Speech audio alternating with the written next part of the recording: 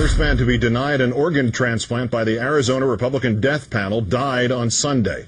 The death of Mark Price, a father, not yet 40, was caused by complications related to his leukemia and chemotherapy which had to succeed before his bone marrow transplant could take place. The death panel, therefore, not responsible in this case for Price's death. But in our third story tonight, the head of the death panel, Arizona Governor Jan Brewer, reacted to Mr. Price's passing, to his crusade against the state's decision stripping coverage for these transplants, defended her death panel, and explained that Arizona's death panel considers life-saving organ transplants optional. Don't take my interpretation for it. Listen to Governor Brewer herself less than 24 hours after Mr. Price passed away, giving the death panel rationale for rationing care because organ transplants are, quote, optional. The state only has so much money, and we can only provide so many optional kinds of care, and those were one of the options that we had taken liberty to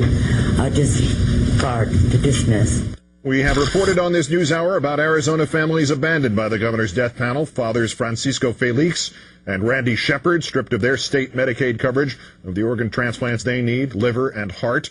They are hardly the only ones. An estimated 95 other people in Arizona right now are waiting for life-saving organs, 95 people who will be denied them because Arizona's Republican legislature and Republican governor decided earlier this year to remove those transplants from state Medicaid coverage. That decision based on false information provided by two companies, one of them owned by United Healthcare, including claims that many of the transplants do not work.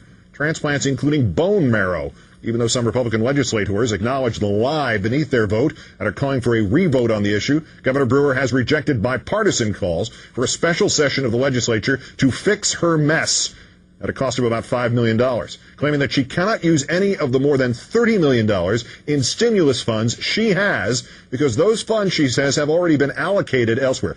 Allocated, not spent. Allocated how? She refuses to say, so far not complying with requests for public records by local newspapers and others. Allocated by Brewer as recently as 2 days before she yanked the transplant money to instead spend it on things like a $2 million center to study algae as an alternative fuel.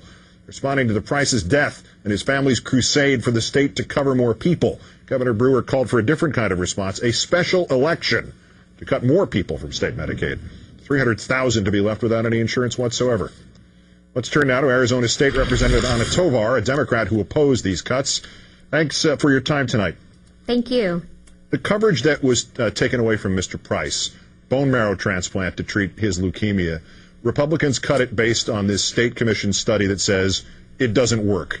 Can you explain why you in particular could have told them differently about this? Well, definitely, I am living proof that transplants work. I've had 2 transplants, stem cell and a bone marrow, actually by the same doctor, by Mark Price, the same facility. So I am living proof that transplants do work. Governor Brewer is literally choosing not to spend money, millions that she has on hand, to pay for these transplants and actions like this. What, to your knowledge, is she using it for instead?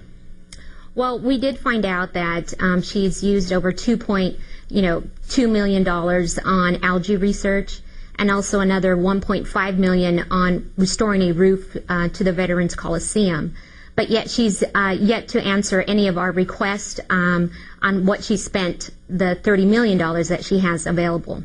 Do you suppose if you could have a ribbon-cutting ceremony at every transplant that she would suddenly be in favor of these transplants for the state Medicaid?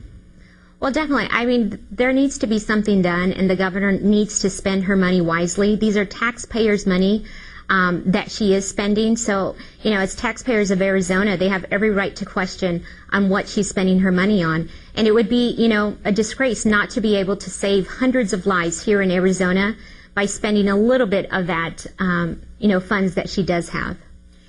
And this latest report that the governor wants to cut more than 300,000 Arizonans entirely from Medicaid, what would happen to them?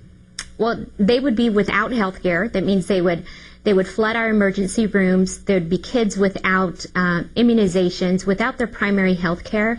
I mean, this would absolutely be ridiculous in Arizona not to have people getting basic primary health care.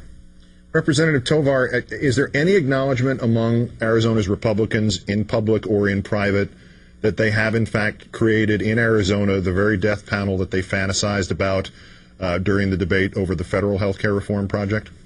Well, the chairman of Appropriations, who's a Republican, has come out and said that they've made a mistake. There was an error in the information that they have received.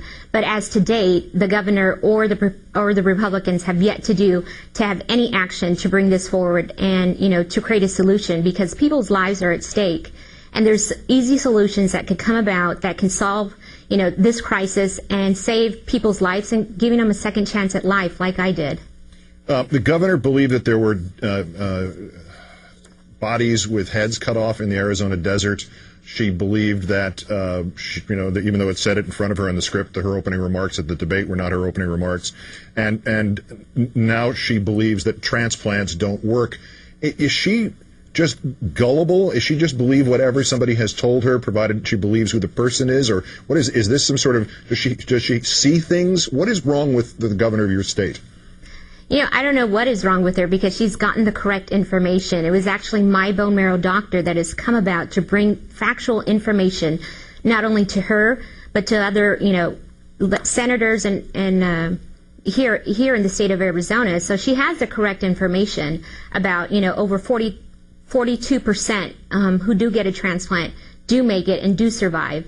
So I'm not sure, what she's reading into it or what she's not reading into it, but the facts are clear, is that people do survive, and they can be productive members of society. I mean, if you look at me, I'm living proof that, even though, I was deathly ill, I got a life-saving transplant, and now, I consider myself very productive member of society and trying to help out as best I can in serving the public. Arizona State Representative Anna Tovar, a continued improved health to you, and great thanks for your time tonight. Thank you. And about your continuing generosity on this, the National Transplant Assistance Fund informs us that since we first reported on this story and the death panel decision against the Felix and Shepard families, it has received $95,000 in donations towards their transplants. And they've only been able to update that number through last Wednesday. Francisco Felix's transplant would cost upwards of $200,000. Randy Shepard's $1 million. Those who care to donate can do so at NTA Fund. That's one word, ntafund.org. So, televangelist Glenn Beck is now stealing material from Vladimir Ilyich Ulyanov. Does he know who Vladimir Ilyich Ulyanov is? And you've got it all wrong. The South seceded peacefully. It was the North that started the Civil War and dragged this slavery stuff into it. And when Rachel joins you at the top of the hour, as this idea of bipartisanship continues to look more and more like a complete fantasy, she'll be joined by Senator Bernie Sanders.